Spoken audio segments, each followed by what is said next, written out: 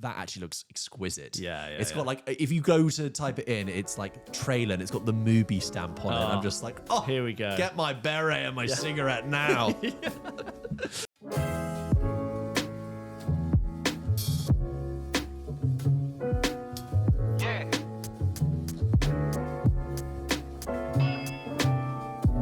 So when you came in today, you saw like the chaos of all the dust I had to get rid of. Yeah. I had to clean my camera sensors, which is the second time I've ever done that. Yeah. It's very Hard. It's not hard. It's like you don't want to mess it up. Delicate. It's like you take for anyone else like a mirrorless DSLR, you take off the lens and you go into the setting and you open the shutter and then you have to get this special solution. Like the toy maker in Toy Story 2. So I was evoking the toy maker in Toy Story 3 with the swab. Yeah. You read my mind, Jesus. Yeah, that's very much. What a great scene from a film, though. Oh, perfect. Isn't it just brilliant? Yeah. In a film where like they didn't need to make a moment of that scene. You can't rush art. And he opens his thing and all of the layers come out and all of the and he puts him in like a dentist chair, like he's operating on him. It's just brilliant. Great music, great design. I feel like I know this man, I know this world. You could show me his home and I feel like I'd get it. And you know that man who does that is the main character of my favorite Pixar short, Jerry's Game. And I know it's the same man, not just because he looks the same, but in Toy Story 2, when he opens the drawer to get the new eyeballs for Woody, there are chess pieces in the drawer, which indicates that it's the same thing. It's just great world building. They had that scene. conversation at Pixar, and I just think that's brilliant. I'm sorry, your dust, you were saying. It was everywhere. Yeah. Like an amazing time. Oh, it's Tanzania. Got to film some amazing things, but my gear really, really took a beating. And if you ever like change lenses in a dusty place. But anyway, on these like 9-hour drives, I was caked in dust. It was really bad to such an extent. But when I eventually got on I had a 9-hour drive through the Serengeti and Ngorongoro Valley. When I eventually got onto my plane and someone offered me like, you know, the nice warm towel, I wiped my face. It looked like I'd wiped my ass. It was so brown. Oh, no. It was so brown and it was terrible. But what an image that was. Thank you. But of course, George, I did do some plane spotting. Oh, you must. On my You trip. I will absolutely be honest. I only did it for one flight because I had 4 like 6-hour flights and I did have to otherwise get on with my life. But on the flight, I did do it, George. I didn't have a clipboard, but like I evoked someone with a clipboard. I walked down to the plane to use a different toilet than I needed to, just for the sheer purpose of making a note of what films people were watching on the plane. One of my favorite pastimes to do when it comes to just traveling on a long haul plane. This was a evening flight, London to Dubai, because then I was changing it to Dubai to go to Dar es Salaam. You could do some guessing if you want. There was not, I'd say, unlike the Indiana Jones time where it was like everyone was watching Indiana Jones, I wouldn't say there was one film of note, but there are 5 films I've got here, which I noticed there were multiple screenings of. This was a very big plane. Based off of the listener we had last week who was telling us what movies they saw on the long haul flight. I want to know this carries over to yours. So did you see any Mission Impossible Final Reckonings? I did not. Did you see A Complete Unknown? No. Okay, so those are gone. Those are old. Okay. All right. Okay, let's open this wide open. We're talking 2025 releases. So these are all new releases. Yeah. So like one a little bit old, but like, you know, you can sit, you know, George, when you go onto the plane, it's like the new releases tab. All of these I'd say comfortably sit in that. Is something like Superman 2 new? 2 new, it wasn't available. Okay. I'm sure that would have been. All right, okay, around. 28 years later. No. F1. No. Okay, earlier These than are that. smaller films. Smaller films earlier in the year? Okay, so one of these did very well at the Oscars. Honora. No. It came out this year. Was it before? I can't remember when we saw The it Brutalist. The Brutalist, A Complete Unknown. Oh, crikey. The other one. just trying to... My mind. Amelia Perez. A film we really liked. We were like, oh, it's nominated. That's great. Wicked. No. You said every other one. It's trying to remember last year's Oscars because this episode's gonna be about the coming. Oh goodness. Film we really liked. Clue. Give me another clue. It's a talkie. It's a real talkie. A real talkie. A conversation-y. Yeah. But shot in a really scintillating, evocative way. It's not The Brutalist. Yeah. You're going to kick yourself. I'll tell you. Conclave. Oh, thank you. Yeah. Also, I saw like 4 or 5 people watching Conclave. Yeah, I think it's a good quite plane good. movie. Especially, I think it totally works as a plane movie, which I think is an interesting shout. It's like if you had missed it, you go, yes, Conclave. I heard great things about that. Didn't it win? It was nominated for a bunch. Conclave. It's the definition of a solid movie. Reliable, run, Yeah. Another hit from January that you especially really enjoyed. It is a comedy, but with a hint of sadness and melancholy in there. A sequel. Bridget Jones. Yes. Bridget Jones 4. Bridget Jones 4. Great plane movie. Great plane movie. Great plane movie. Yeah, and it'll sneak up on you because it's more heartfelt than you think. And in the altitude, you're going to sort of...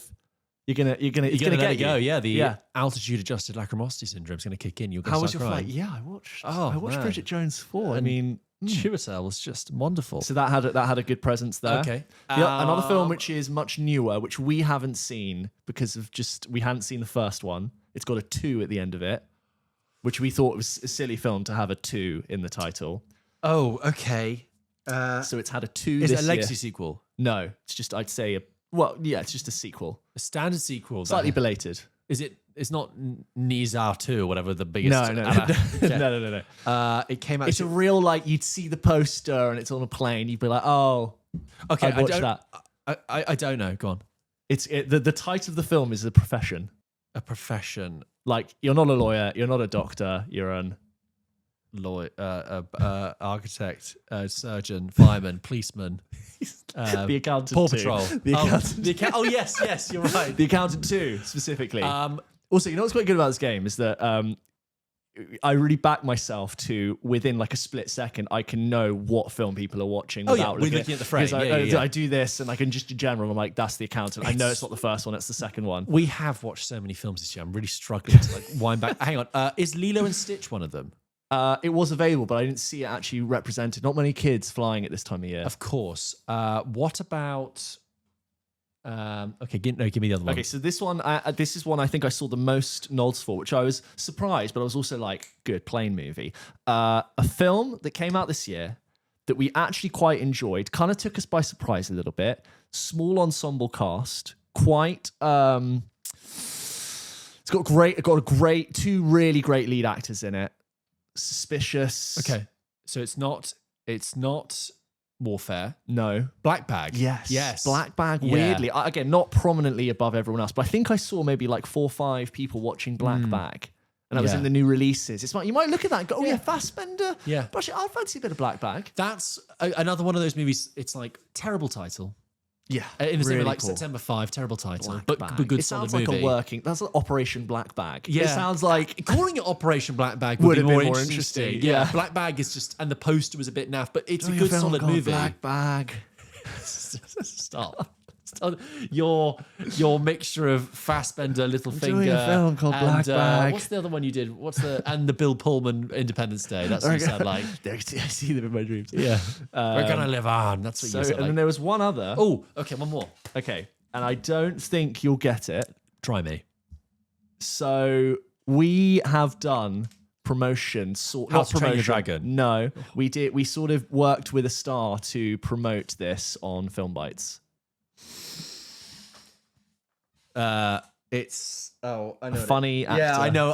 What's the what was it called? It's Deep Cover. The Nick Mohammed. Yes, the Amazon Nick Mohammed, Orlando Bloom, one. and Bryce Dallas Howard. Yeah, that was actually getting quite a lot of love, and I think maybe like the poster is quite bright. It seems like airy comedy, fun, plane appropriate, plane compatible, and those were that's it. Those are the films of note. Good spot. So I saw Black Bag, Bridget Jones 4, unsurprisingly, The Accountant 2, I guess, Conclave going in strong. And Deep Cover. And it's just always fascinating. And as always, guys, if you do send in an email and you have been on an international long-haul flight, please write in with what you think people are watching. It's invaluable data. It's the closest we'll ever get to like a focus group, of data. And I feel like whenever a film is a plane movie, we will say it's a plane movie. Yeah. Do you know what I mean? Yeah, we'll always give it that when it is. And I just want to comment on... Most of the time, by the way, when most of the time when we say, "Oh, that's a great play movie," it's a compliment. There are one or two times we go, "Just like might be a good plane movie." A sleeper through it. And then one other thing I wanted to mention was that I saw, this isn't of note because it was prominent, but I saw one dad watching Heat. And I thought that was really great because someone would go, "How was your flight?" And he'll go, "Yeah, it wasn't too bad. I watched Heat." And I just think, what a triumph to achieve on your flight, just to get through Heat. That's a nearly 3-hour film. On a small screen. But it's been and gone. He's probably rewatching. You're right. This is what I'm saying. Oh, so, yeah. and then that's a great night flight one. You watch Settle Heat. in, get your little drink, lights are dim, people are asleep around, you put your big headphones on. And I'm pretty sure he completed it. It's like, how was your flight? Yeah, I watched all of Heat. Yeah. What a great you're away. Great use of time. No phone, busy dad. I don't know this guy. He doesn't have time to watch Heat at home. Who has time to watch Heat when you're at home? Undisturbed Wow. Heat. The most disturbed you'll have is... Yeah. I looked at that and I was like, that's great. He's having a great time. I don't know this person, but I projected so much about his life, and I was thinking he's watched Heat, and he stuck it all the way through. And I just want to write. Hannah, a Patreon, commented saying, "Not sure if this is a controversial take, but I firmly believe aeroplanes are the perfect place to watch those long ass movies you never have time or mental energy for otherwise. I mean, this only applies to flights over 2 hours, but think about it. You're literally strapped to a seat in a metal tube with nowhere to go. What else are you going to do?" Yeah. Personally, that's how I finally watched 7 Years in Tibet. Not a masterpiece, but hey, I can now say I've actually seen the movie that got Brad Pitt banned from China. Wow. You are the definition of a captive audience on a plane. Yeah. So it's like, although, I don't think you want to watch Heat for the first time there, but it's like, these new releases, all of this, chat. So we're TBC, but we're hopefully seeing ahead of time One Battle After Another, the new Paul Thomas Anderson movie, which is a hot 2 hours, 50 minutes. And it's chapter 2 in length. Yeah, it's not 3, but it's 2 hours 50. Yeah. That's you think of it as a 3. It's a 3-hour commitment. But for that, we've probably got a morning screening. We're like, that's a good morning. Great time to see that chunk film. of morning. And presented in VistaVision. Yes, Brought which back, is different to shot in VistaVision, which is shot in VistaVision, but I saw a clip from one of our friends, Raiders of the Lost podcast, was saying that Brutalist shot in VistaVision, not presented in VistaVision. Because of the film reel. I guess. It's a projected film. But this is going to be presented in VistaVision as well, which is I assume that means we're watching it on celluloid. I'm just saying, I think for the release of The Brutalist, it was never shown in VistaVision. We didn't see it in the VistaVision. But I believe for One Battle After Another, they are actually going to show it in some venues in VistaVision. Isn't that great? Let's say VistaVision again. VistaVision. Presenting VistaVision with Trevor Eve. on Sunday night on BBC One. Welcome to episode 190. Good Lord, is it 197? 197, which is ticking along nicely. If you haven't caught up with some of the recent content we put out, well, it's a whole smorgasbord picnic for you to delight from. So last week's episode was all about the best and worst legacy sequels. That was very fun to run through. We also released a bonus on the best and what do we talk about the worst? The best A24 movies. Yeah. Our favourites. Our favourites. We dropped, if you haven't caught up, I dropped a review of The Roses, which James and I talked about. Yes. I saw that whilst James was away. If you haven't seen that, Olivia Colman and Benedict Cumberbatch movie, check that out. Friends of the show. I also dropped a bonus with Fred Asquith, who was a guest on Film Bites, fellow film content creator Fred Asquith, and all-round great comedian. Joined me for Double Take, and in that time we also recorded a little bonus chat about recent movies and upcoming releases he's excited for. So if you haven't listened to that, do that as well. He's great, and go and check out all of his stuff, his film stuff. He's really brilliant in everything he does and hilarious. Yeah. He's funnier than us. He is at the moment he is the Pulp Kitchen substitute teacher. Yes. You can call up and be like, well, I haven't got my notes, but I guess I could scroll. He's the Robbie Collin. Yeah, he bursts in, the lesson's 2 minutes late, but he'll come in, dump his stuff down and go, right, year 7. What are we learning today? Yes. World War II. Kids at the back think, oh, Mr. Asquith's here. Yeah. We can be silly. No. It's going to be a very focused lesson, actually. He also doesn't talk like that. I'd be like, year 7? Hello? Sorry. If you love you, Fred. Love you, Fred, if you're listening. So today, guys, we are going to be talking. We're recording this again a little bit ahead of time. James is back for a day. Then you're going away again. And we thought we would look ahead to the films coming up. Basically, all the film news chatter in the recent weeks has been about the Venice Film Festival and some of the big releases that have come out of that. And if you've followed the show for many years now, when it gets to this time of year, when you get to Venice, it is the starting pistol being fired on essentially the Oscar race. And all the big films and interesting films from interesting directors come out. And you follow this race, and it's interesting to see what films do and do not end up making the Oscar ceremony in 2026. So we've had some great films coming out in Venice, a lot of buzz. We've got the London Film Festival program that's just been announced. So sort of looking at both the lists from those two festivals, we've cobbled together a selection of movies that we think are really interesting and exciting and may or may not potentially be contributing to the awards race in the months ahead. But either way, if you're sat right now thinking, well, that's summer done, what movies are coming out? What interesting movies, non-mainstream movies are coming out that I want to check out? We've got a list for you right here. And the main takeaway from this year, mostly, apart from a couple of exceptions, is that the year needs a bit more time in the oven. I think we need to let the year reduce a bit, to continue the food analogy. We need to like sort of... You mean in the next 4 months, the proof is going to be in the pudding? Yeah. Yes. Like, I'm okay if it eventually comes out like a beautiful cheesecake, but at the moment it needs to I think the year has been turning itself around in the second half.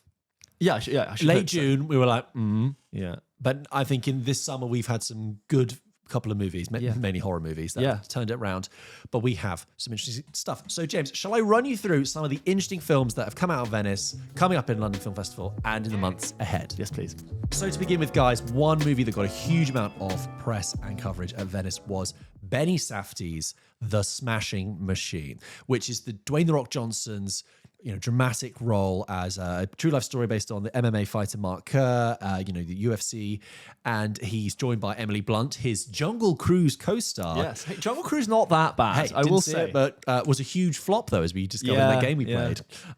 It sort of covers his career, trial and tribulations. I don't really know much about the story, and I'm waiting for the film to tell me. I don't mind because I see Benny Safdie, one half of the Safdie brothers duo, breaking out onto his own, and it's interesting seeing the reaction to this. We've got generally a positive buzz at Venice. But what is interesting is that everyone is... I think it's actually quite transparent that The Rock is like, I'm going for an Oscar with this. I think The Rock is the story of this film. The Rock is the story, totally. Yeah. And I think it's quite clear, like I said, quite transparent that he's happy to push that narrative, be like, this is my Oscar chance. Yeah. And I'm sorry if I'm a little bit cynical, but sometimes when I see the press conference footage from Venice when he's talking very sincerely and talking open, I'm like, yeah, I know what you're doing. You're selling yourself because you want to get an Oscar, and that's fine. But I'm still very excited for the movie. I mean, like since we've been doing the show, The Rock had gone from... Not while we were doing this show, but I think as we were doing it, he came from this like huge mega franchise blockbuster star doing films like Skyscraper. He was doing the Fast and Furious things. I mean, there were so many films, and then he turned into this like really bad high key comedy. Red One. Where do you Black Adam? Oh my god, Black Adam. Yeah. And I just think like the stink had really gotten on The Rock, along with like rumors and like sort of narratives about him being very difficult on set, being very late, not being great to work with. He fell out with Vin Diesel in Fast and Furious, and he had to like do scenes separately. So I think like he needed a hard rebrand. He was becoming associated with bad comedy action films that nobody wanted to see.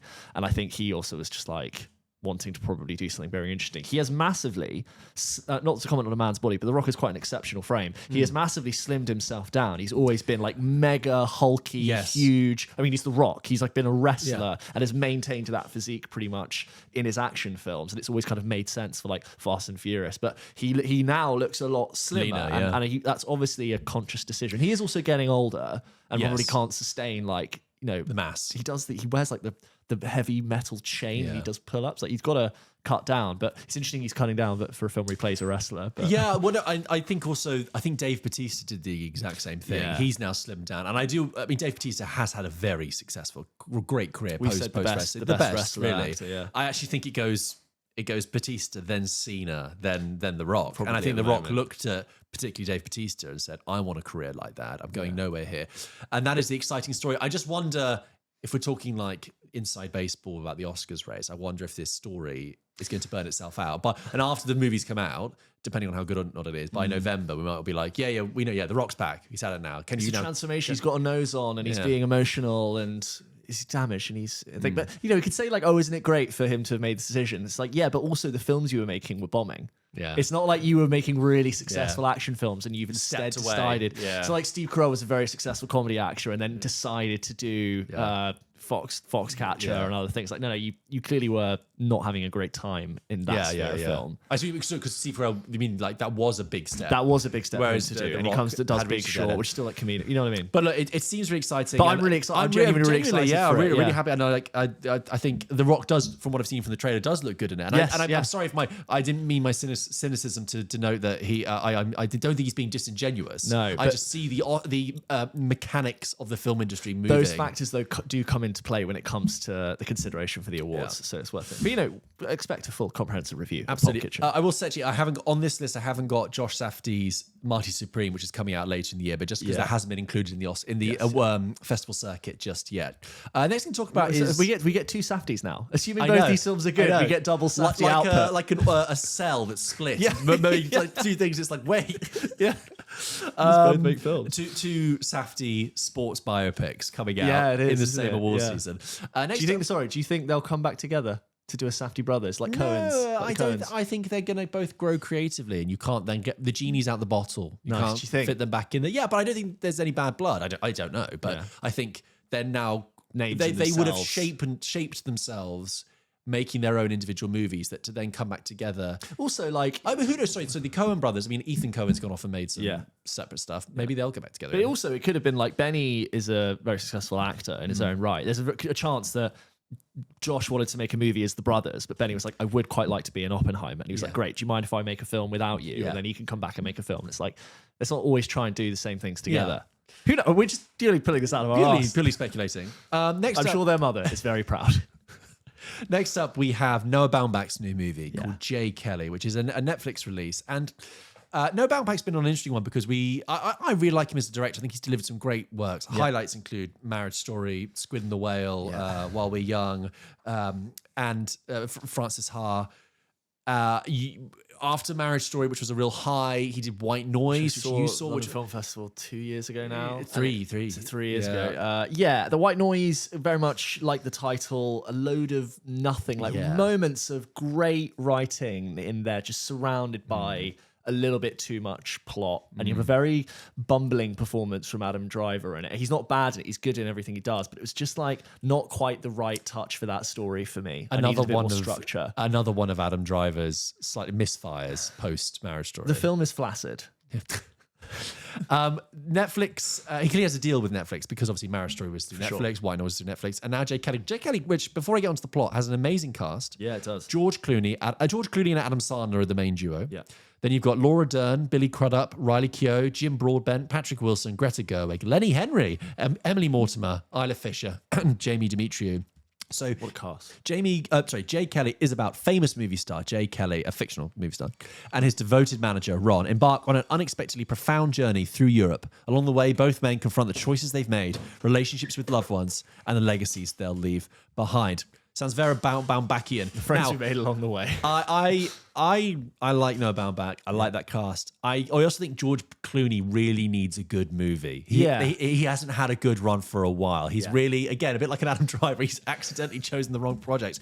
And I think we all love a dramatic Adam Sandler. And actually, the Adam Sandler I've seen with Noah Baumbach, like in the Meyerowitz stories, that was very good. Fred Asquith on the bonus I did with him said this interesting thing where he thinks this Oscars awards race is going to be Adam Sandler for Jay Kelly versus The Rock for Smash Machine.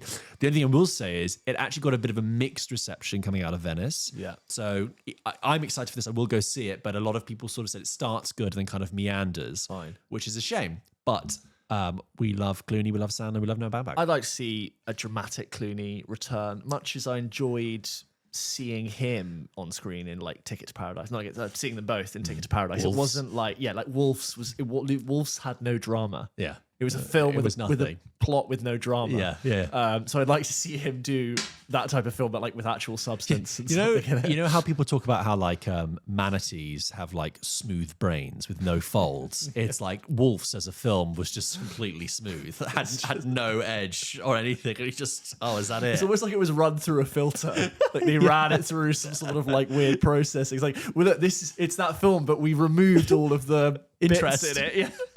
Isn't it interesting to see that? Speaking of Netflix, they've actually got an interesting three-hander this year. So they've got Jay Kelly, which is, as you just said, sounds exciting. Yeah. They've also then got Frankenstein, Guillermo del Toro's Frankenstein. I think we talked on Double Take earlier this year about the trailer, and it's so steampunk and Victorian. Actually, sorry, is it pre-Victorian? No, it's Victorian. Yeah. It evokes this era. You've got Oscar Isaac, great actor, as Victor Frankenstein. You have Jacob Elordi as the creature, and you have Mia Goth, Scream Queen Mia Goth, in the center.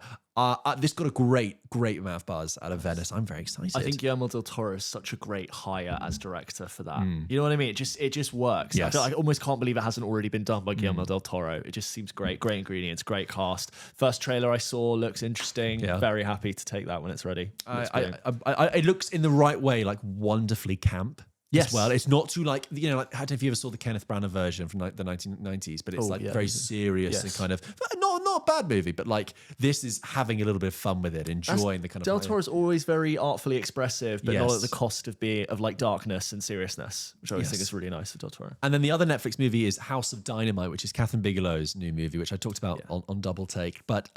Again, we just watched the trailer for that. Yeah. Lots of people staring at screens. Jason Clarke in the back room looks like he's about to yell, "What the hell is going on?" Yeah, and we're just saying, like he's just. It's almost like an indicator of a good film if he's in the supporting cast. I think he's always really not solid, but better than solid in everything he does. He's great. And I feel like we haven't seen Catherine Bigelow movie in a long time, so that's great. That's a really interesting three-hander there from Netflix, and also like feels like could make a good political commentary about modern day tensions and things like intercontinental ballistic missiles. Do you think it's almost trying to do what like the third act of Final Reckoning tried to do? In a more interesting way. Like, but I'd rather see this film do that. Yes. Than Mission Impossible. Yeah, great cast. I think you've also got Greta Lee in there and things. It's a film shot in darkness, lit by computer screens, but in a very cinematic way. People taking off their glasses and going, "Good Lord, what have we done?" Okay, then we've got Bradley Cooper's new movie, Is This Thing On? Yeah. So Bradley Cooper's third movie after A Star Is Born and Maestro, and like those two movies, this film follows a creative pursuit, in this case stand-up comedy, starring Will Arnett as a character, Mark Chappell. It also stars Laura Dern, second mention this episode, Bradley Cooper himself, Andrew Day, Amy Sedaris, Sean Hayes, and Kieran Hines. Kieran Hines, another actor who's good in everything. Yeah, absolutely.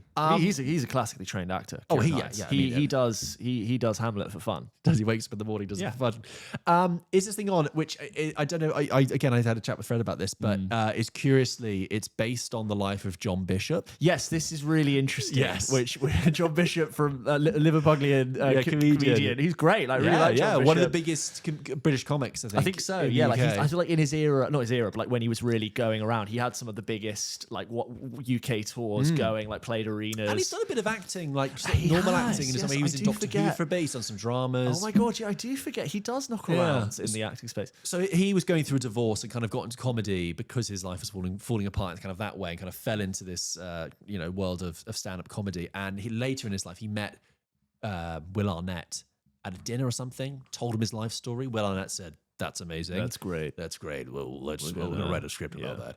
Wrote a script, gave it to Bradley Cooper, and Bradley Cooper was like, "I want to make this," and it became Is This Thing On? Now, I think not set in the UK. Not set in the UK. Not called John. Just the idea is just kind of adapted from. We've had a little watch of the trailer. I actually think it looks quite fun. It looks quite good. I like Will Arnett as an actor actually, and there was. Many years ago when Steve Carell was leaving The Office, I actually thought Will Arnett would have been a perfect replacement for him in a whole different way, bringing his sort of, downbeat, a slightly negative kind of aloofness. But that didn't happen. But I really like him as a screen presence. Great to see Laura Dern again. And when we talked about Bradley Cooper before, I kind of felt like this is an idea that's been brought to him. It's not like he's gushing about Leonard Bernstein, or gushing about this how much he loves The Star Is Born. It's not a passion project for him. Because with Maestro, it really felt like from day dot, before it was put pen to paper, it was made for the Academy and not for the audience. And that's really where the film suffered versus other things that already exist. Could be great and then become an Academy film. I almost kind of but I almost kind of hope this in a way doesn't become an Oscar contender, because almost the best thing for this nice movie about stand-up comedy is that it can breathe as a fun movie instead of having months of people say to us, "Wow, what a picture." Yeah. It's really, this guy was going through a divorce and how the Dewey poster, the cigarettes. But go check out our Maestro review.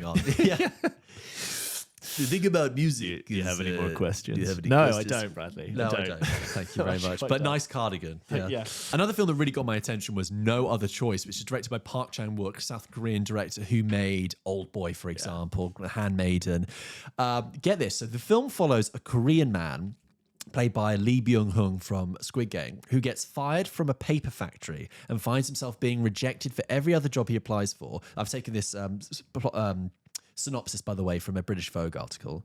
In order to maintain a comfortable middle-class lifestyle for his wife and children, he schemes to murder other potential applicants for similar jobs to reduce the competition, leading to plenty of hilarious, cleverly staged set pieces that find a twisted humor in this clumsy suburban dad. Interesting. Sounds great. I think it sounds like, not to lump all South Korean movies into with each other, but one thing we loved about Parasite is the kind of blending of genres and biting social satire. Sounds like a that's in there spin-off. too. When you said Paper Factory, it sounded like a spin-off of The Office. It did, yeah. I was gonna say. Like, well, he's leaving and he's going on his own adventure. Sounds great. Yeah, and I just think that sounds really fun. And South Korean cinema has just been so strong for like such a long time. Whether it's Bong Joon-ho or Park Chan-wook, like it's just so exciting. Next up, a new Gus Van Sant movie called Dead Man's Wire. This also gets my attention because Gus Van Sant is one of those directors that I sometimes think I want to explore more of his filmography for, and I kind of did it a little bit during COVID, and I had a lot of time on my hands. So for those who don't know, Gus Van Sant made Good Will Hunting, Milk.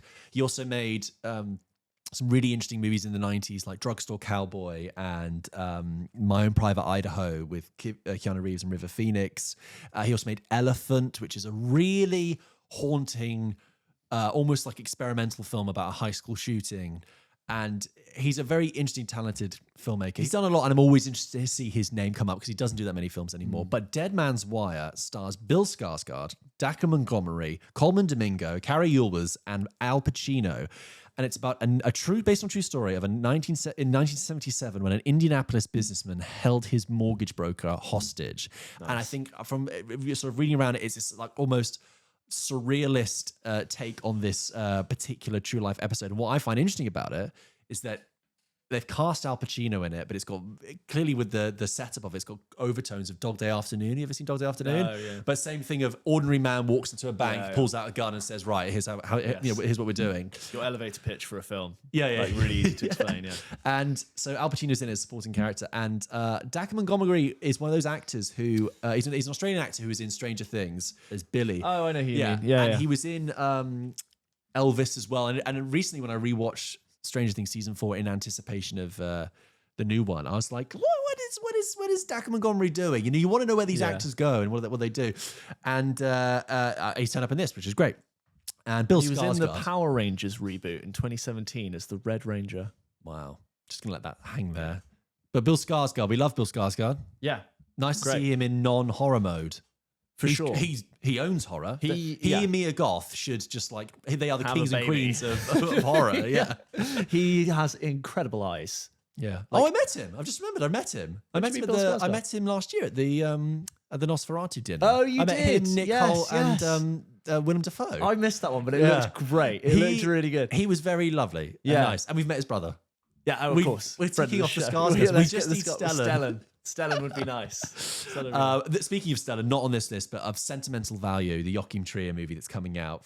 Joachim Trier, who made Worst Person in the World, that actually looks exquisite. It's got like, if you go to type it in, it's like trailer and it's got the Mubi stamp on it. And I'm just like, here we go. Get my beret and my cigarette now.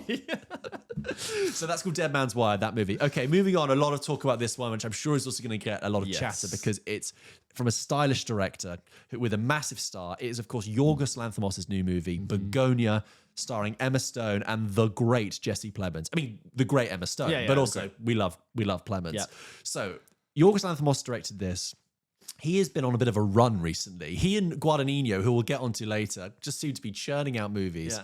So we had Kinds of Kindness last year. 6 months before that, we had Poor Things. We've had The Lobster, Killing of a Sacred Deer. It's like Spielberg 95 frequency. Yeah, he's just I can't say the same quality. But. And I think you and I are very hit and miss. George, in another world, having Emma Stone and Jesse Plemons in a movie with Yorgos Lanthimos should be something that really excites me. I refuse to get excited until the credits roll on this film. I will not be pre-excited for this until it's done. So just that directed with those talent who are undoubtedly some of the best actors working today does not equal a good film. I know. They were in Kinds of Kindness. And I want to say it looks good, but Kinds of Kindness empirically, objectively looked good from a visual point of view, but was a terrible movie. I think Yorgos has such a great working relationship with Emma Stone. Emma Stone could be getting offered anything else, and her agent will say, Yorgos has just sent a script. She'll go clear my schedule. I'm doing it.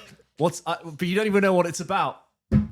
It could win me an Oscar, or it could just come like a fart in the wind. James, and she doesn't care; she'll do it. If you weren't put off enough, what was if I told you that it is surrealist, absurdist, and produced by Ari Aster? Oh yeah, red flag, red flag, red flag. Okay, again, of course I'll go in with an open mind. Yes, I just have been burnt. I loved Poor Things. Yes. Thought Kinds of Kindness was rubbish. Yeah. You just heard our review recently of Ari Aster's.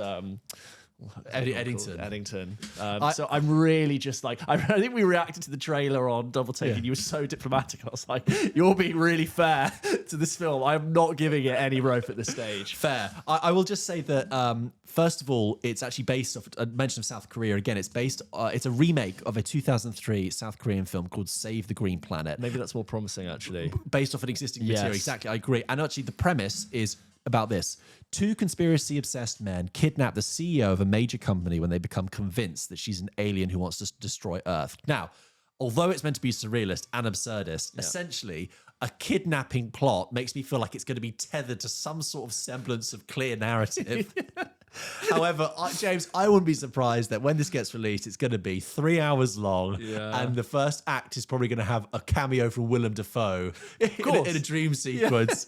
I'm also at peace with the fact that like I don't need to like every Yorgos Lanthimos film. That's okay. I don't think he wants me to like every one of his films. I think he's doing his own thing. He's doing his own I'm thing, no lesser of a film enthusiast for liking some and disliking others. And if other people want to like some other ones, that's totally fine. I agree. I'm like, I haven't seen The Lobster. I really liked Killing of a Sacred Deer. Quite liked Poor Things. Didn't like The Favourite. That was the other one. I'm lukewarm on The Favourite. I'm also kind of lukewarm on The Lobster. I had it really like lots of people really loved it, and I was like, I liked it. I think it's way too long, The Lobster. I think it drags, and the style of the line delivery, if you know from The Lobster, it's very like that. I think it needed an injection and change. It's very fun for starting a story like that. I think it needed to evolve.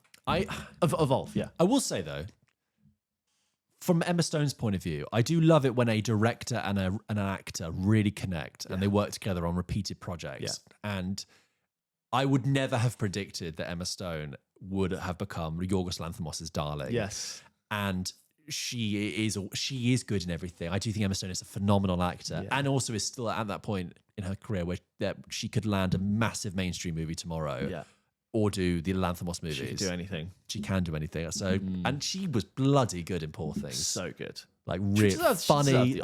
She's absolutely. Brilliant actor.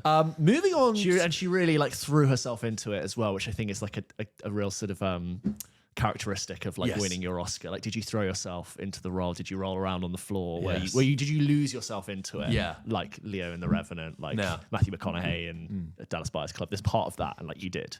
So picking up the baton from last year's Oscars race with the Brutus, Brady Corbet, who we interviewed, of course, for the friend of the show, Brady Corbet. His other half, Mona Fastvold, has directed this new movie called The Testament of Anne Lee, which is co-written with Brady Corbet. Testament of Anne Lee stars Amanda Seyfried, and it is a Testament of Anne Lee stars Amanda Seyfried and is a historical drama musical that is about Anne Lee, the founding leader of the Shakers religious sect in the 18th century.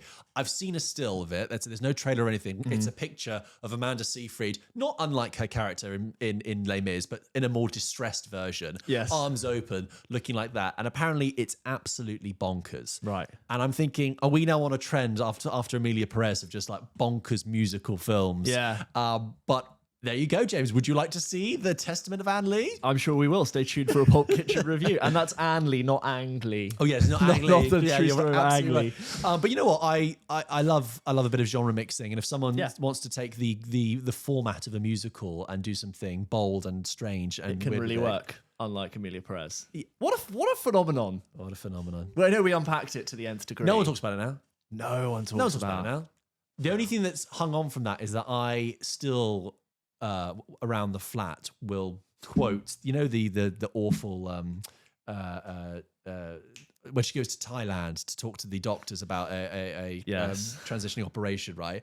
And the Thai surgeon is like, penis to vagina. I see.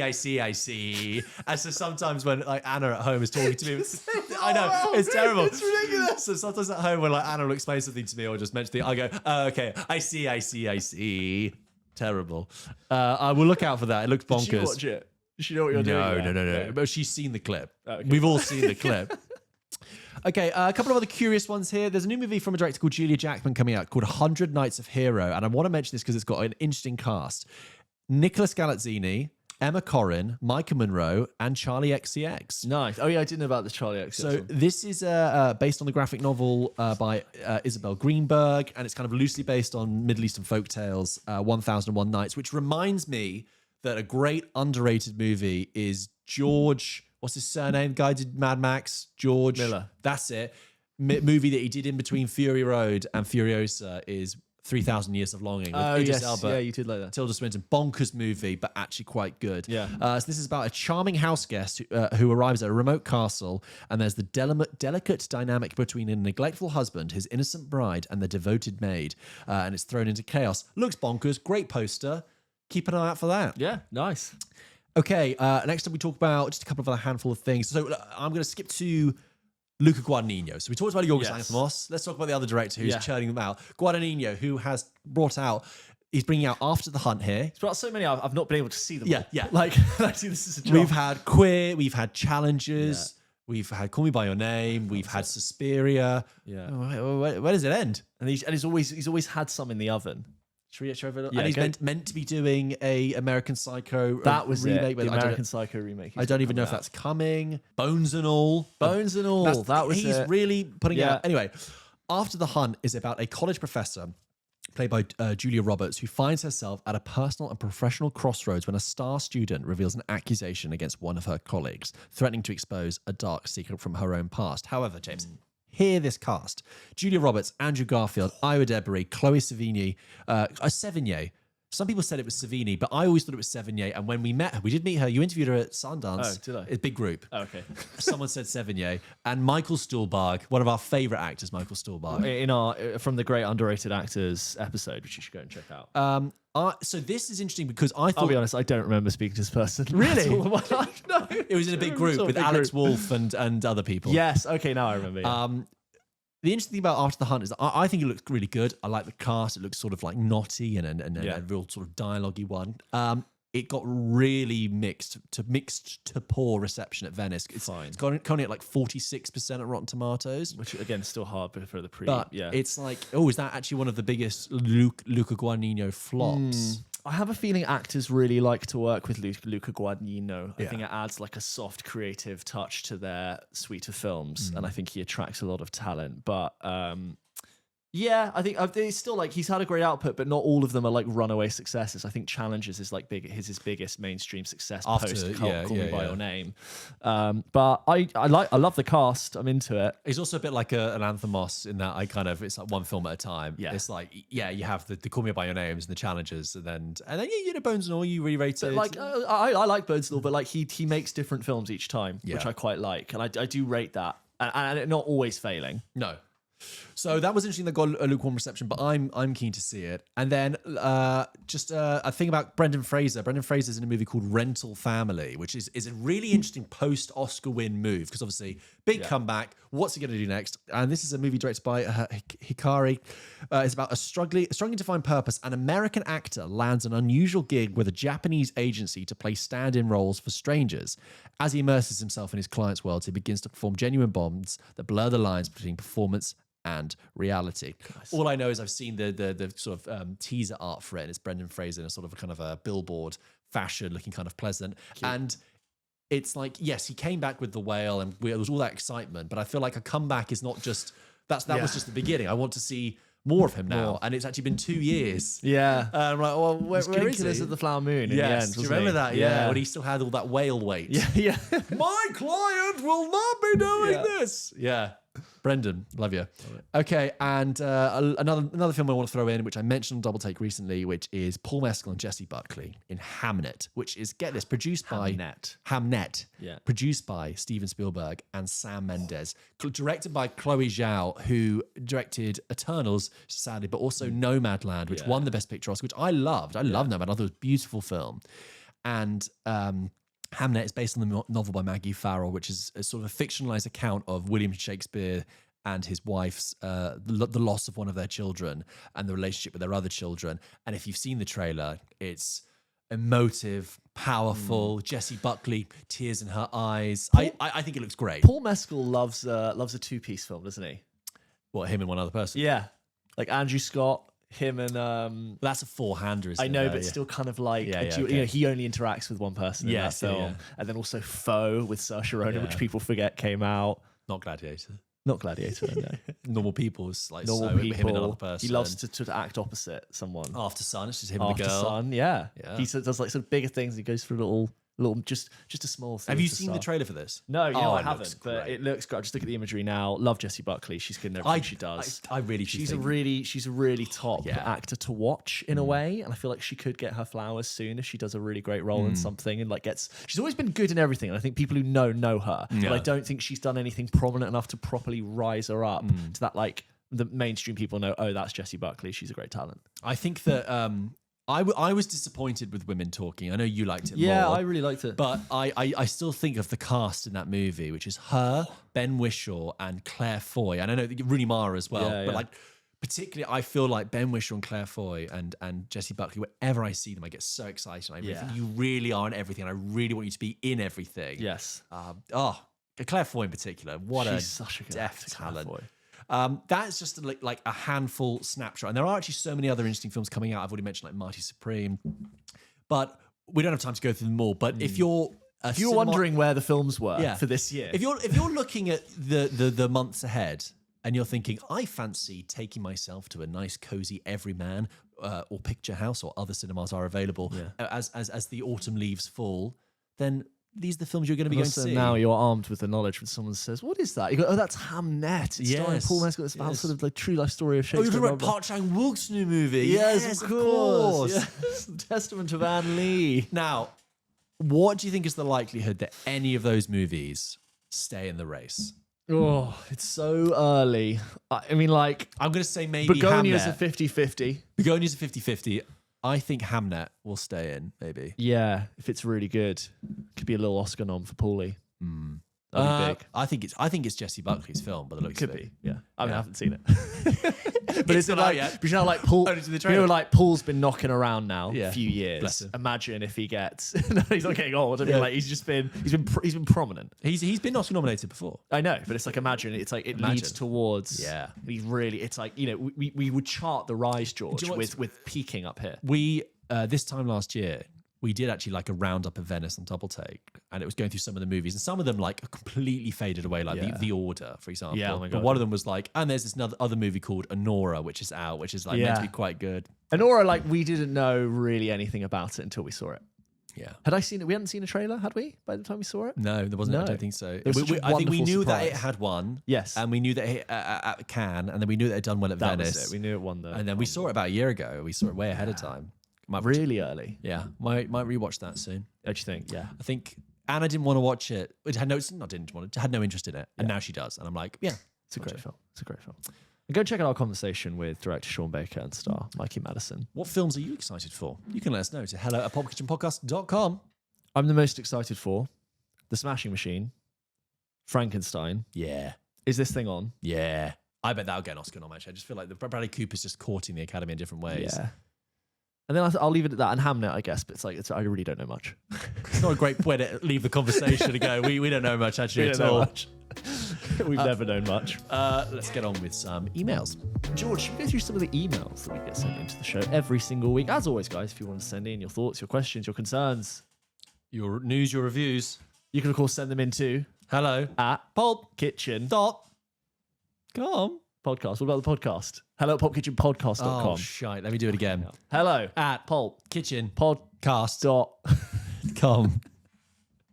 Just Like Matt did. Matt writes into the show and says, hello again. Hey. Hello, Pulp Kitchen. Matt here. No James and George there, just Pulp Kitchen. Fair enough. No, I'll give it, and then I'll bloody double right, it. Just my opinion. go for the brand. Yeah. The company. Yeah. Hello, Pulp Kitchen. Matt here. Long time no email. Hope you're both well. I have 3 picks for who should play the new DCU Batman. Oh. Here we go. 1, Josh Brolin.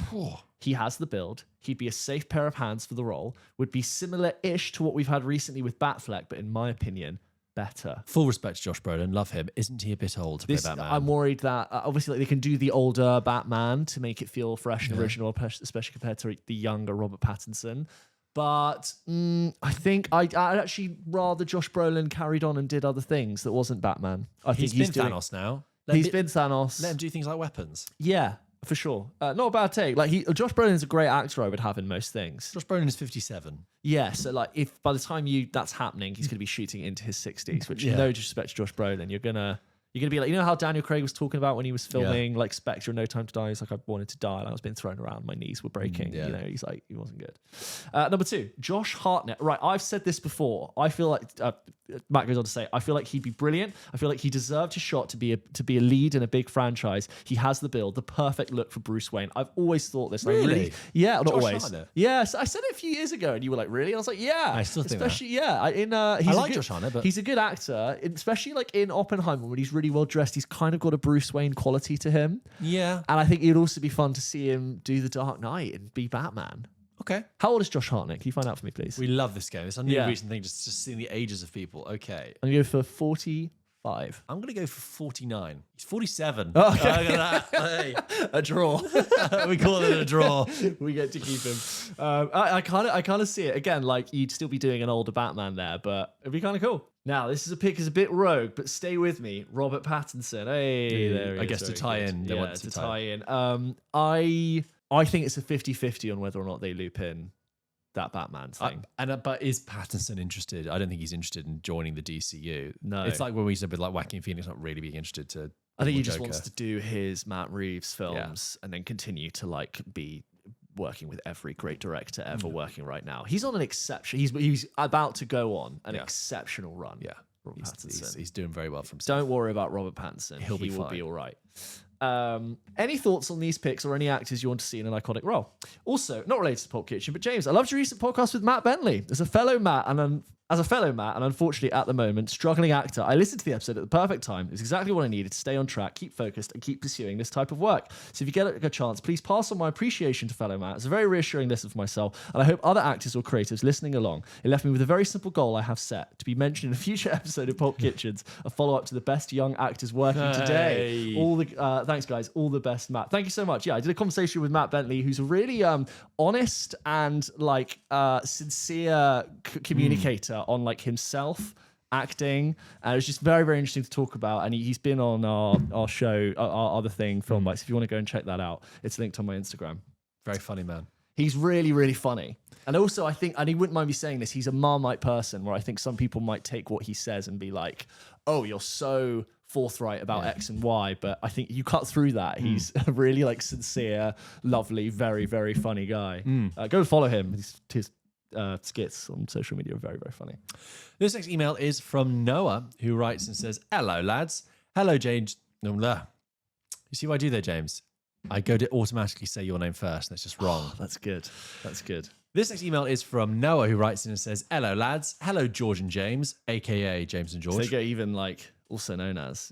I'm a long-time listener and first-time emailer, so hello. First off, thank you for being the perfect travel companions. Thank you. I started listening to your show during a solo trip abroad about a year ago and ended up devouring your entire back catalogue in just 3 months. That is a huge amount of time. That's a lot of us. And now do you feel like you don't have that? You got to like wait. You're refreshing, waiting for that like late Thursday morning episode drop. I've been an avid weekly listener ever since. Lately, I've been rewatching some favorites and also catching up on a few standouts that have been lingering on my watch list, such as the incredible Children of Men, Sicario, Wind River, Brooklyn, the 28 Days series, and many, many more.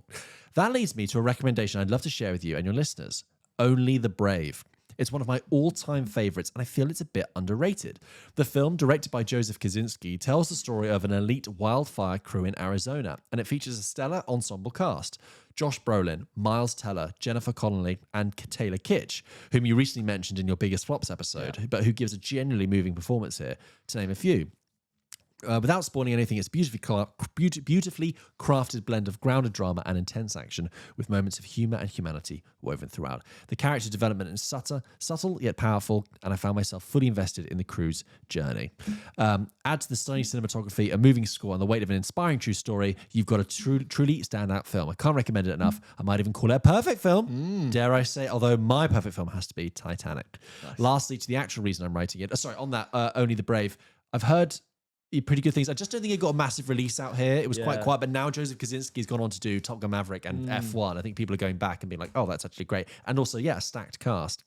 Lastly, to the actual reason I'm writing in, unfortunately, I won't be able to attend your 200th episode in person, but I'd love to join from afar. Will there be a live stream episode or a recording of the event available afterward? Thanks again for all your hard work and the joy you bring to us weekly. Congrats on such an incredible milestone. All the best, Noah. Yes, it is the 200th episode. Yeah, it's being recorded. You can listen to it, but it's better to be there. Yeah, it'd be better to be there, but it'll all be recorded and will play out as a live show, and then if you're watching, it will be a video of the live show, but we do want to hope it works for audio. It'll probably work better for video because you'll want to see the show, but fear not if you are in Tel Aviv like Noah is and you cannot make it. It will be episode 200. And then I reckon we might, in episode 201, might be reflecting on the 200th episode. But yeah. Next up is Jack. Jack writes in and says, "Hi, George and James. My name is Jack, and I'm a long-time listener from Melbourne, Australia." Of course, they're every week. They come in. Represent.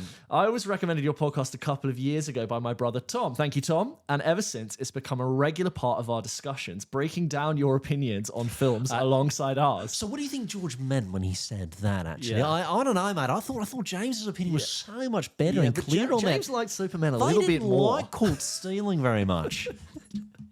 I'm currently sitting at work pretending to write a client email and figured this would be a much better use of my time. Nice. Without doubt. I saw Caught Stealing over the weekend and wanted to write in with my thoughts. Just as you both said, I also believe it was solid. My one gripe with the film is that for a dark comedy, I thought the dark elements were so dark that the humor wasn't quite enough to gloss over the severity and intensity of those situations. I know what you mean about the levity of the film and the violent, dark deaths, turns, implications. It's kind of it's like a mismatch. Yeah, a bit of a dissonance going on there with the tone. When you look at it like that, I'm like, that is a lot to happen in one film.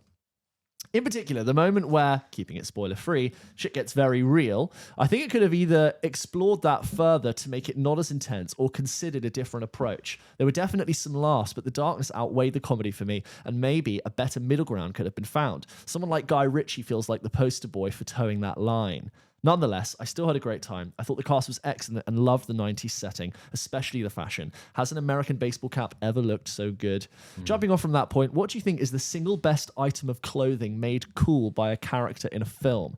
Obviously, you could look at sunglasses in The Men in Black or Reservoir Dogs, but there are many others that really stand out for you? When you saw a character wearing something and thought, maybe I should add that to my look. Love the pod, and you guys bring me and my brother a lot of joy, so thank you. Jack and Tom, thank you so much for being part of the show and for writing in. I will say items of clothing. On Caught Stealing. First of all, I think a lot of people on socials thought we had been a lot more negative about Caught Stealing, and I don't think we were negative. I think we had our slight reservations about it. But I think broadly speaking, we thought it was fairly solid. In terms of the tone, what I think we didn't mention in our review was the Idols soundtrack on it, the band Idols, which is a really prominent feature, and actually I think kind of sums up the movie because it's slightly playful but also very menacing, and this kind of it's not post-punk, it is punk edge to it is really interesting. So I think if you're kind of struggling with the tone of the movie, think of the Idols soundtrack. And then an item of clothing, we've talked about what movies are fashionable before, but in terms of a single best item of clothing made cool by a character, now taking that phrasing, if you look at something like the jacket Ryan Gosling wears in Drive, it looks wonderful on him. If I wore it, I'd look like a tit. Okay? If I tried to wear a satin embroidered jacket I don't know, James. A white satin puffer jacket with a scorpion on the back. It's a cool event, yeah. I think it's a bit bold for me. make it happen. You know what? I love I love that you think I can pull that off. Like Saint Laurent, not that we can afford that. Do really nice like varsity style jackets. Hey, thanks for just clarifying that I definitely can't afford Saint Laurent. Like they do really cool. Nice to be told. Also, like I didn't want to say Saint Laurent, thinking that we would just go and buy Saint Laurent jacket. I'm like, we can't afford that. They do like they're famous for those like varsity style. You know, where the sleeves are different colours. Yeah, Letterman jackets. Lettermans, they do those, but they're like party nightlife versions of it. Like David Guetta has like these. Not that you dress like David Guetta. Here we go. Has like he wears a lot of the Saint Laurent things. Yeah, I'm just saying, like with enough budget / allocation of your funds, we could make it happen. Okay. Yeah. I'd also say in Clueless, the tartan outfit that she was. I think that's something that I don't think I'd look good in that. No. I don't know, George. Just give it a go. And then similarly, Kill Bill matching tracksuit. Yeah, great. I think I it's don't know really if I'd look good in that. I'll mention all of them. Yeah. I don't know, George. Like to cool event, you know, Saint Laurent. I think I could pull off the leather tracksuit actually more than the Clueless dress. But sorry, anyway, you were saying, it's like that. It's like definitive. You can dress like the bride for Halloween, and people know even without the katana that you're doing Uma Thurman. I think that's really fun. I always thought a single man for dark framed, thick glasses. You know, and even Amy Adams' character in Nocturnal Animals, she has Celine glasses. Everyone in that film is exceptionally well dressed. Yeah, of course. Only the best. Expect less. Okay. I imagine it would have been hours and hours and hours of conversations about, but what would he wear for this scene? I wear that. Moving on to Thomas's email, which is about legacy sequels and Ghostbusters. We talked about legacy sequels last week. Thomas writes in and says, "Dear James and George and James. Thank you. Hi, my name is Tom, and I'm a first-time emailer that's recently become obsessed with binging your brilliant podcast. Nice. I'm emailing in because I've just finished and really enjoyed listening to episode 196 on legacy sequels. And whilst I agree with nearly all of your takes, there was one franchise that I don't necessarily share your views on. Okay. Listening along, I was eager to see if you included Ghostbusters Afterlife in your discussion, as it's probably one of my favourite legacy sequels of the last decade. And as such, I was disappointed that you didn't think much of it and only mentioned it quickly. Don't get me wrong, I completely agree with you that what you said about its rubbish sequel, Frozen Empire, the film was way too busy plot-wise and overcrowded with cast members, to the point where nearly every poster and magazine I saw around its release had at least 3 variations just to fit all the characters on them. But Afterlife for me was such a refreshing change of direction for a legacy sequel. Okay. The film doesn't try to completely recreate the original like the awful 2016 reboot, but instead is a touching tribute to Harold Ramis with what I thought was a really heartfelt exploration of family, legacy, and connection. The film completely departs from its New York setting with a small town story and is this struggling family moving into their distant grandfather's old farmhouse.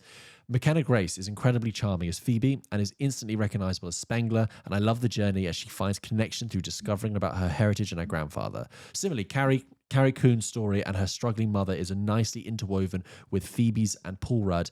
Oh, sorry. There's a comma wouldn't go amiss, Thomas. Thank you very much. Love you, Thomas. Thank you.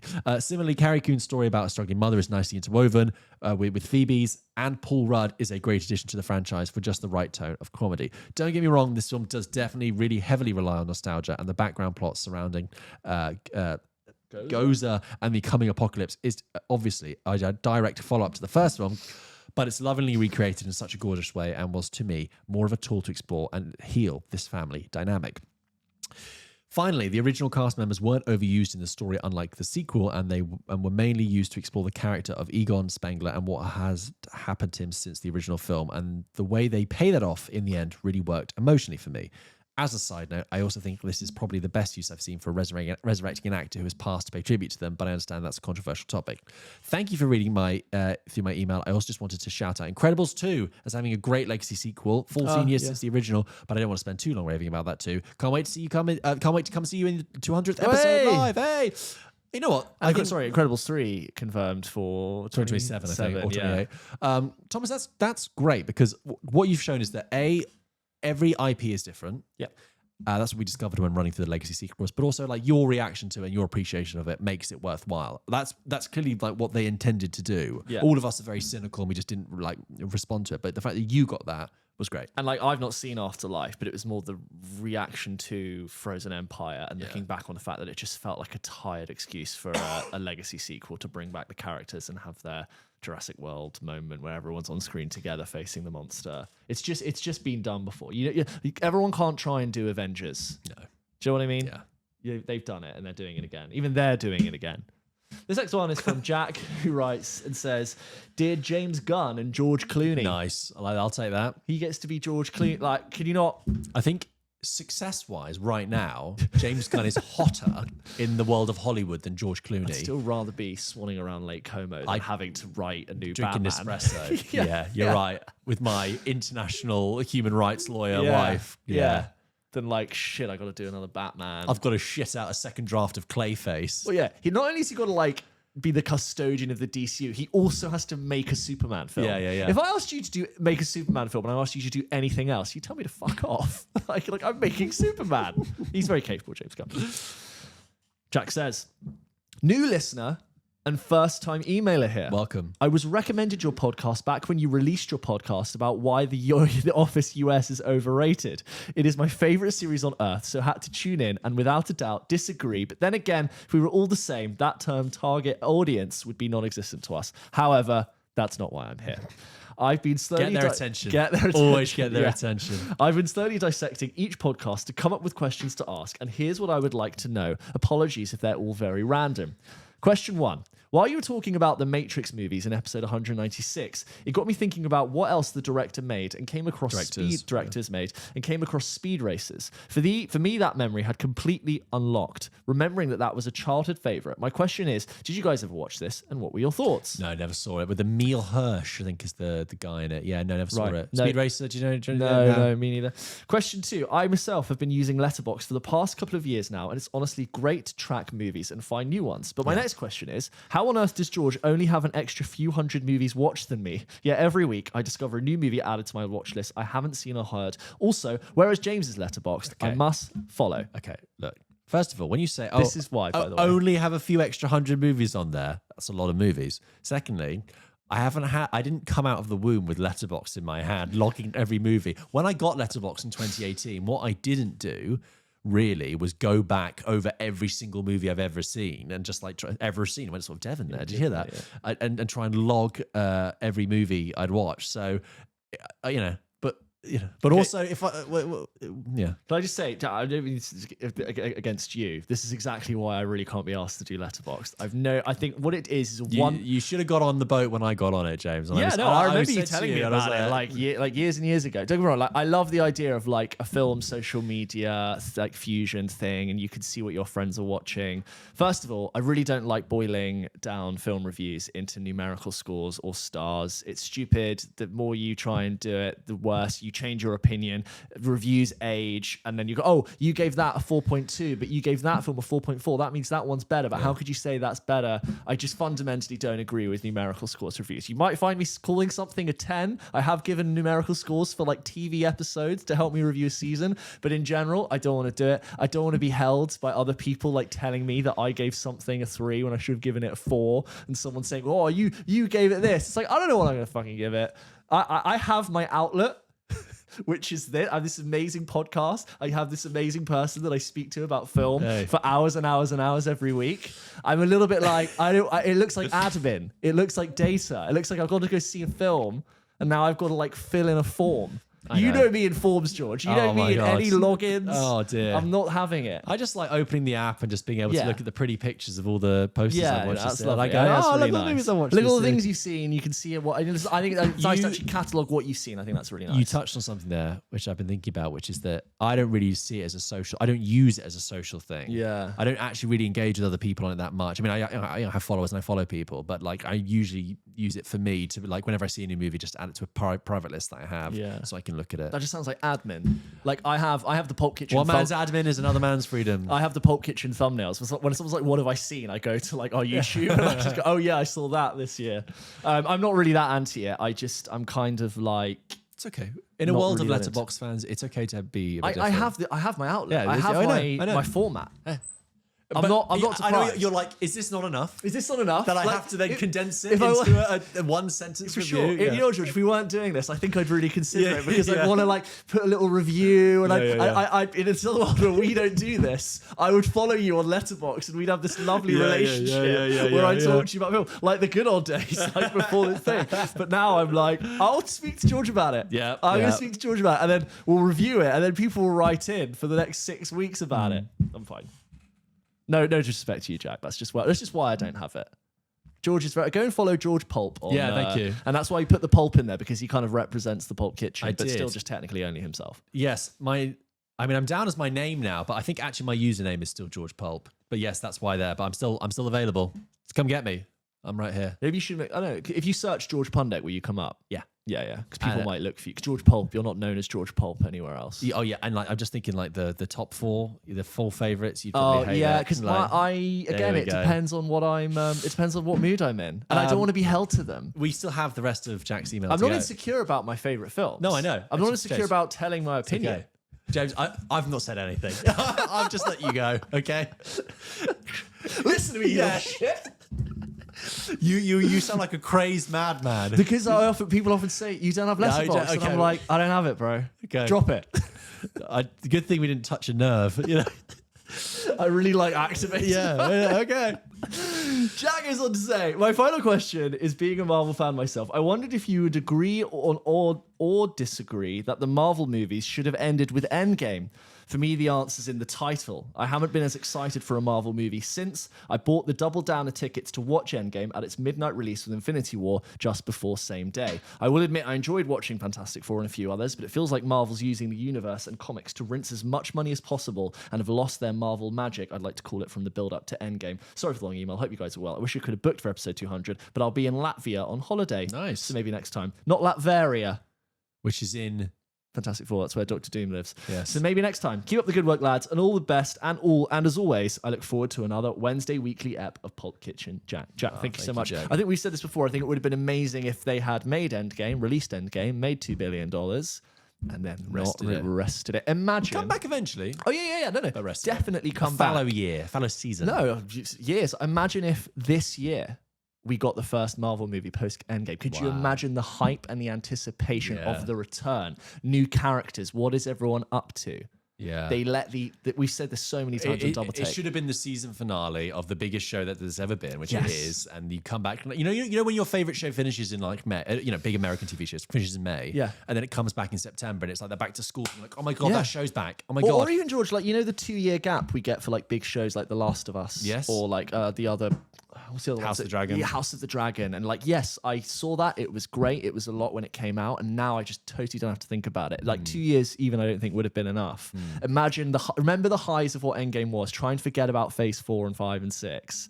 And all the disappointment was. Like, just remember, you left that screening thinking, what a triumph, what a moment, everything about it. If you could have just left it, we would all be like, oh, Marvel's coming back. I've heard they're going to come back. I heard the X-Men are going to stop opening the oven door to get more out of it. Exact food one. Yeah. Exactly. Food is just there. That I don't think it should have gone away. I do think there are great stories that can still be told. There have been great stories told. I'm just chuckling to myself because as I mentioned House of the Dragon, I'm just remembering that at some point in the future that show is going to come back. And I'm just remembering that I know nothing. I can't remember. You and I were just talking before we started recording about how many films there are at the moment. With this episode, we've been reading about all the films that are coming out and how many things. And I love House of the Dragon. I think it's a really good show. It's really good. And I look forward to it coming back. But I just think actually the prospect of sitting down, I go, oh Christ, what the fuck is going on? Again? And the which names, daughter are you? And the age differences and the recasting. What did you do again? Oh.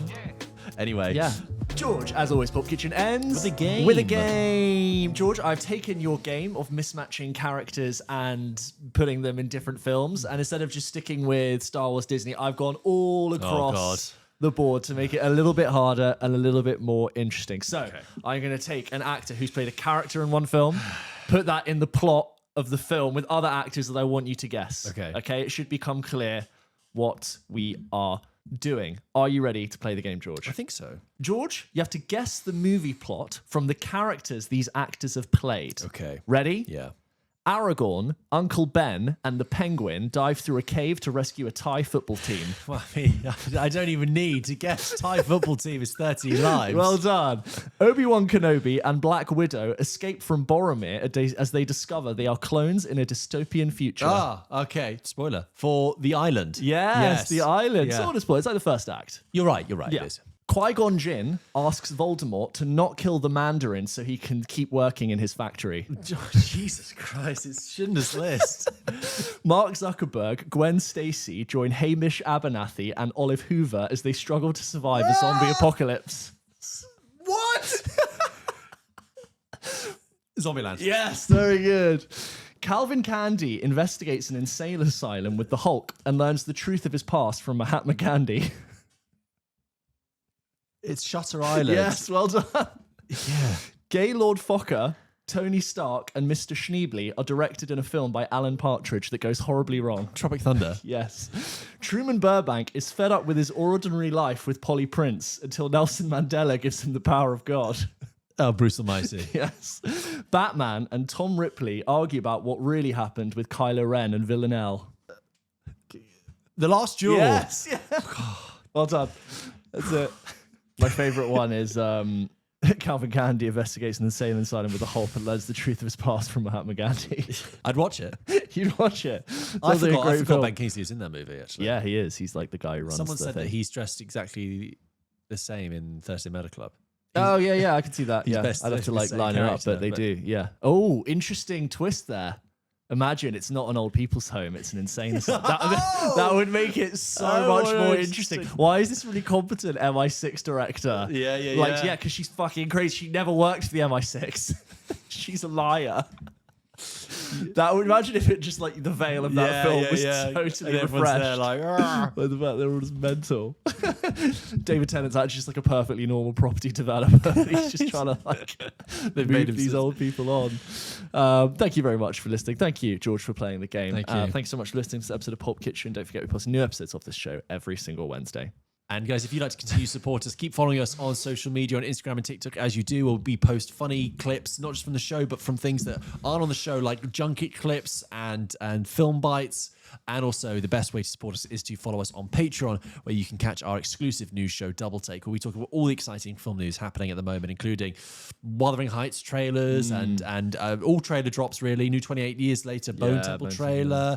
Got a new Superman movie announced. It's all very exciting. Can I just say, Along Came Polly, it's got a 27% on Rotten Tomatoes. I'm not saying the film is a masterpiece. It's not 27%. That's a low number. That's isn't it? really Never seen low. it. It's great. But I think you'd have a lot of fun with Along Came Polly.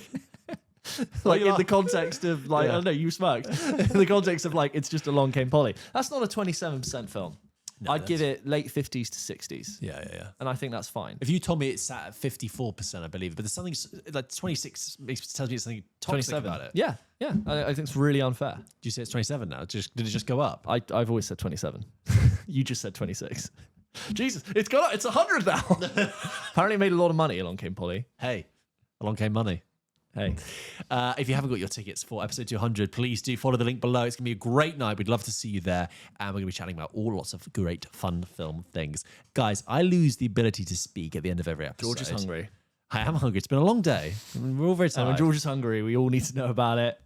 What he had for breakfast. I don't want anyone what he's going to film eat. anything. What he was going to eat might not work. I for his shut the glycemic whole index. production down. I It's want like- everyone to know that we don't record Guys, until I is come out about my to eat. trailer. George is about to eat, please.